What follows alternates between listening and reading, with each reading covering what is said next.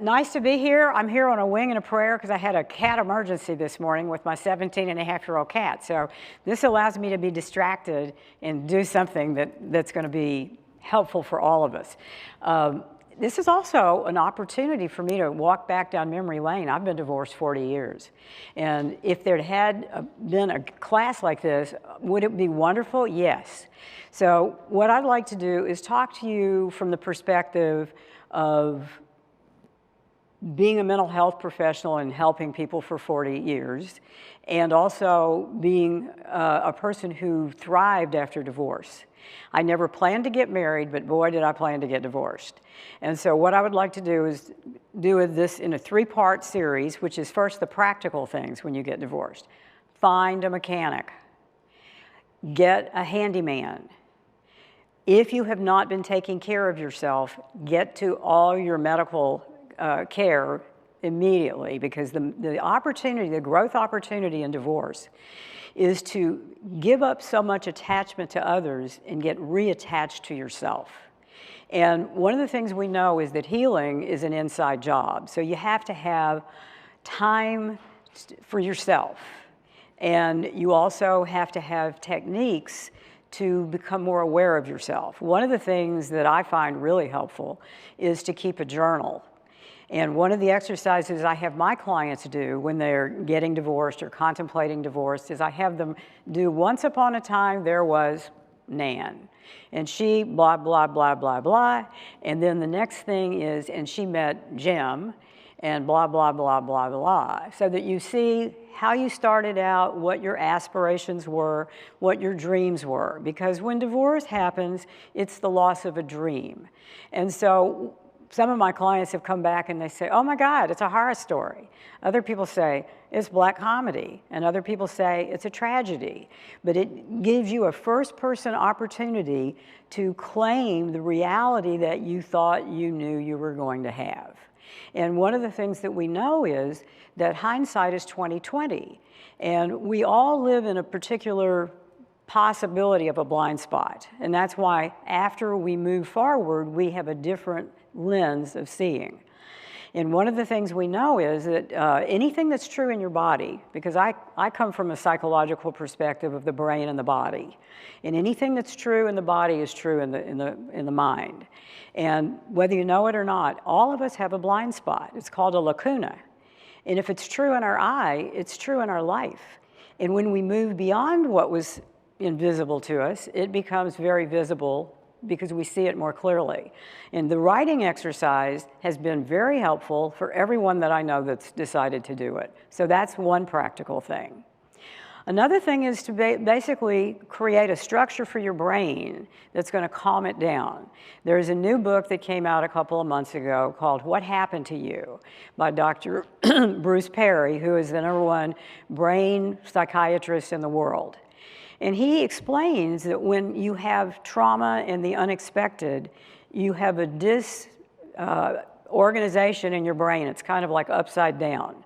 And so the best way to get your brain working for you is to have a routine, to get yourself in the mood to do the same things on a regular basis, and to limit change that's unnecessary. One of the things we learned years ago is there's a stress scale of change events. And if you have too much occurring in one calendar year, you're more likely to not be healthy, #1. And #2, you're not able to make as clear a decision as you would like to. So only change what you need to. The other thing I believe is really important is to increase the support people in your life that can listen to you, can support you, and this is based upon primatology, which is the study of how we're the closest relative to the chimp. Dr. Perry, I heard him speak 25 years ago, he said, remember, our closest relative is the chimpanzee, and they live in a 50-person support community, and so should we. So one of the things that we do when we are not married anymore is we have an opportunity to expand our circle of people. And one of the things I would tell you is that it's really important to try to get a couple of times a week where you go where there are new people in your life and see what they are about. I have a friend that taught me a technique that I still use. When I go anywhere and I meet somebody, I ask them, what do you enjoy doing when you're not working? And if any of those are things that I would enjoy, I say, me too, we exchange data, and somebody, usually the person who's getting divorced, needs to practice action taking, and I say, I'd like to connect with you, and let's share that experience together, so that you begin to create new relationships, not out of the corral of childhood, school, marriage, having children, but your mutual interest, because those are the things that really keep you connected to people in the long run, and it gets you doing things that are new with somebody that you can share them with. So that's one of the techniques. Another one of the techniques, in my opinion, is to say to at least two people, when I got divorced, I had a male friend and a female friend. Anytime I'm really upset and I need somebody to talk to, are you available? And one of the things that they said is, yes, anytime, and they meant it, which was good. And the other thing is, I learned, as we all do, that one of the most important communication tools after you get out of a relationship is to learn conflict resolution skills. And one of the things that is a really kind of weird but wonderful communication technique is what we call a 10-minute rant. And if you have people that you can say, do you have time for my 10-minute rant? And then you just say everything that you can't say to other people out loud. Sometimes you write it down, you burn it. Sometimes you write it on toilet paper and you use it. Sometimes you get a picture of the person that you're mad at and you write it down and you get a fire going and you read the list to the picture and you put the fire going and you put the list there and then you put the picture on top of it. And it's like instant chemistry. So it's important to know who you are, and there are a lot of things you can do. You can go to the internet and you can do the Enneagram, which is an innate temperament type. You can go to the Enneagram and you can get the Myers-Briggs 16 personality factor inventory. The more you know who you are, the more you will develop as you're meant to be, and you will find new people in your life that represent the new you. The other thing, since we're all women here, it's really good to get a new perfume so that you don't have the same smell around you.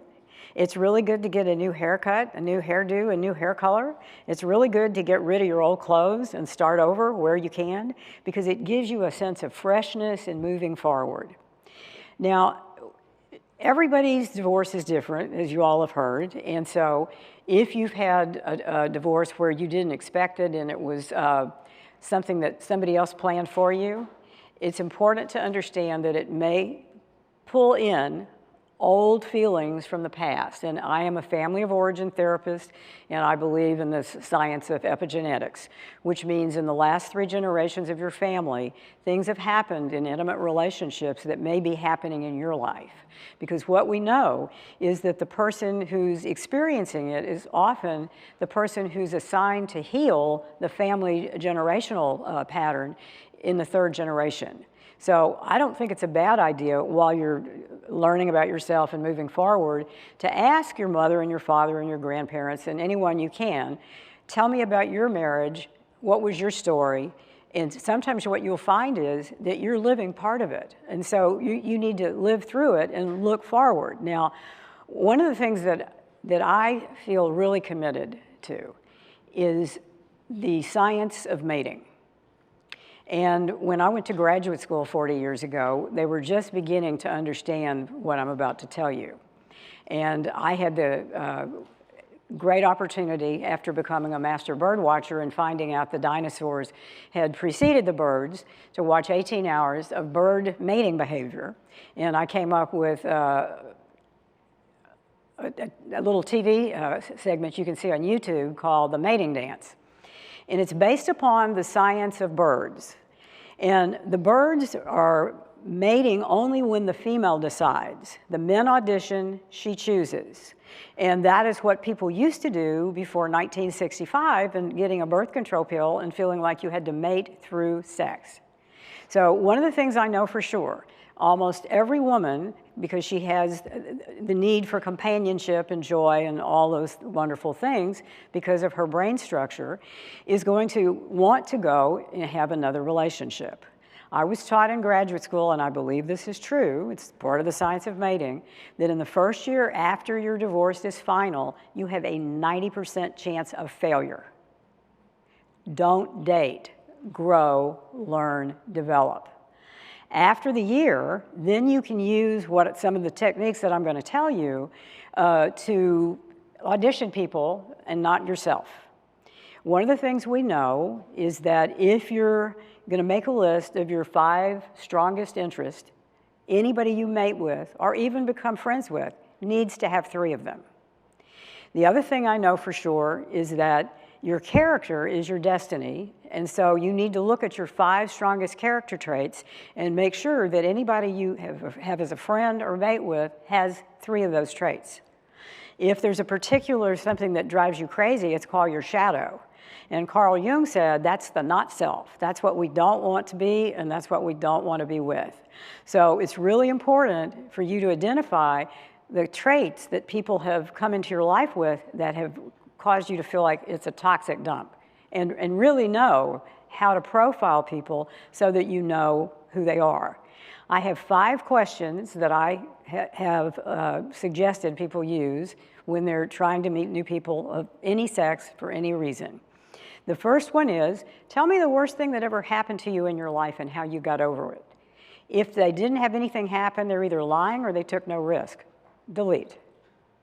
If they never got over it, that means they are looking for somebody to fix them, and unfortunately, you might be perceived as the magic lady. It's not going to work. The second question is, tell me what you enjoy doing when you're alone. If they say, oh, I can't be alone, that's a dependent personality, and that creates hostility. Some of you may have read the book Between Parent and Child years ago. The first line of that book is, dependence breeds hostility. So those are the beginning of audition questions that people need to give you their input on so that you know if you can continue. You also want to know what people do when they're not working, again, their interest. You also want to know, do you have friends, and how did you meet them, and what do they like, and would I like them? I always tell people, if you're going out for a couple months, have your 3 friends over, let them bring their 3 friends over, and see how people get along, and you'll get to see a lot. And then, of course, you want to know about their family of origin and their relationship, particularly with their mother, because the mother is the first home of everybody, and it's also the female companion. And if they answer, oh, she was perfect, they're still idealizing the mother, and you need to run. If they say she was horrible and I hate her, you need to run faster. So what I would say to you is, just in polite conversation, if you use a few techniques and questions, then you can go home and write it down and call your supportive friends and say, what do you think this meant in black and white? So you're going to find that as you go through this period of healing and growing, that you're going to exceed anything you ever imagined. And one of the things that I like to do is to get a picture of each of us at our happiest in our childhood. Put it in a frame and talk to that picture every day and say, how are you doing? What do you need? I can help you. Which means that the kindness that women give to their children, to their relatives, to their friends, they give to themselves. Because I find that the most important thing after you're not married is extreme self-care. What I tell people is every day you need to take your temperature, write yourself a prescription, and fill it. And it can be the simplest thing. To me, this morning, it was making sure I had appointments for my 17-year-old cat to get well, so that I could come here and not be a crazy person.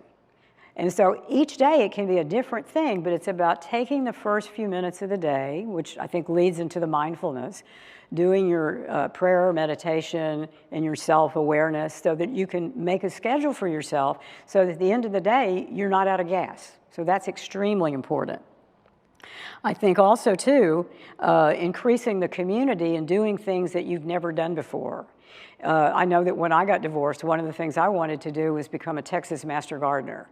So I found a way to do that, and it led to a 20-year career also as a landscaper. So, you know, ask yourself, what have I not done during this time that I was married and occupied that I would like to go back to or go forward to? So it's really a matter of giving yourself a little bit of time in the beginning of the day, maybe in the middle of the day, maybe at the end of the day, to say, how am I doing?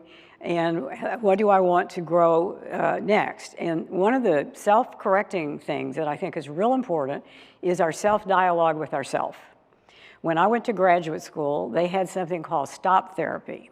And it was that anytime you said a negative thing to yourself or you felt a negative thing to yourself, you were supposed to say out loud, stop, I have an updated message for you.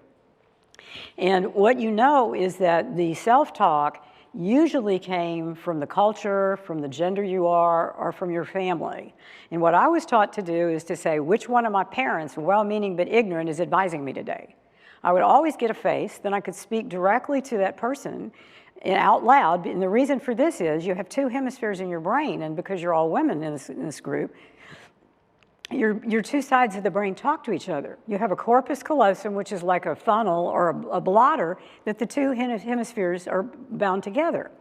And what we know is that when you're thinking, you're using one hemisphere. When you're speaking, you're using the other. So it's a way to create a brain bond and a bridge between the thinking and the feeling and the understanding and the dreaming.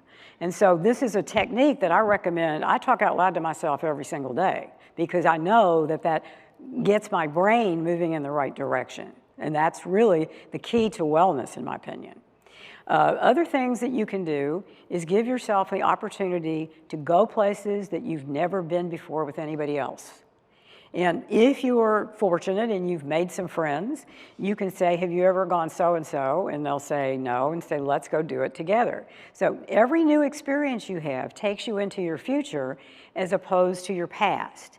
And one of the self-measurement techniques that I also like to do is when I get frustrated or when I feel disappointed or I feel like, oh my God, it's never going to be better, I go look back a year. I go, could you have done this today that you're doing a year ago? And the answer is always no. So what we have to do sometimes, instead of using excessive self-standards, we have to say to ourselves, where was I a year ago? Where am I now? And give ourselves permission to be grateful that we've gotten so far along and just take a breath and take a break. Also, what I would say to you that is a very important thing, in my opinion, to the loss of a marriage, because it's like a death. And many of you probably are familiar with Elizabeth Kubler-Ross, the death and dying lady. And she wrote a book on the 5 stages of grief. And she wrote that book with one of her colleagues, and he wrote a book called The 6th Stage of Grief. And the reason he wrote it is that he had adopted a child who died of a drug overdose, and he had to go through the pain of that loss and not being able to help that child. And he said the 6th stage of grief is meaning. What did it mean? What did you learn? I call this the lessons from the universe. And I have a little box that's my gift from the universe box. And anything that I've learned the hard way or the painful way or any way that's not joyful, I write it down, I put it in the box, and once a year, usually around Christmas time, I open it up and I read all the gifts from the universe so that I have a fresh assessment of myself as I go into the new year. Another technique that I like to use, and I recommend it, is you need to have a surrender box. And a surrender box is everything that you're afraid of, everything that you can't control. Anytime it comes up, what you need to do is write it down, put it in the box, and just not think about it anymore. And remind yourself, when it comes up again, I've already done a ritual about release, and that's what you have to do. You have to release the past, and you have to imagine the future. And you have to dream big and details later, as far as I'm concerned. That's the title of a new book that I like. And as you're going into your wellness, what you're going to find is that memories from the past are going to show up. It's kind of like a haunting, but it's really a healing. And what we know is that deep wounds in your life are like deep wounds in your body. And we know that you don't just turn on and off the pain, and you can't medicate the pain. It will come up when things that are similar to the way you're experiencing life now come back, for you to be releasing them, which is another thing. It's like an archaeological dig. And some of you may know this, but when Hermann Schliemann found Troy, he excavated a level. He put all those beautiful things in a museum. And then he found a deeper level. And then he excavated those, and he went to another level. He did that 5 times, because really, processing your life is a lifetime skill. It's not just something you do. People come into my office and say, I don't know why I need to be here. I've already had therapy. I said, I've been having therapy since I was 22, and I'm 78. It's not something you stop. And there's a wonderful book out last year from Marlo Thomas and Phil Donahue, How to Have a Happy Marriage. They interviewed 40 interesting couples, and they got questions from a social psychologist. And I read that book with laughter and wisdom, and I thought, what's the lesson here? Most of these people stayed in therapy because anytime they had a problem, they basically worked it out. And again, let me refer back to the conflict resolution part of life as we're ending this, and if you have questions. One of the skills I learned in graduate school was conflict resolution. And what you know is that your anger is a feeling created by an energy. And when something needs to change, you have the feeling of anger. And it's very important for you to honor it and tell the person that you're angry, I need to have a 10-minute with you, period, 10 to 20 minutes in the next 24 hours. And I always used a kitchen timer with my kids because I was always mad at them. And so I would go first and say, this is what I'm angry about, this is what I think this is about, this is what I want to happen, and this is what will happen if it doesn't happen. And then they would just let the timer keep going, and then they would respond, and then I would respond, and then it was over. And then if we had more to talk about, we made another appointment. It's based upon a doctor that was the fight doctor in Beverly Hills. And he said that the reason he designed this is it's like boxing.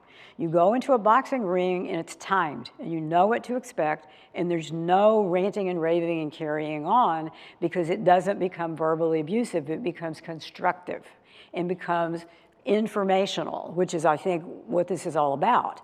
And so it's real important for you to know that this is a skill you need and practice. I practiced with my sons, which I used to call Cain and Abel because they tried to kill each other every day.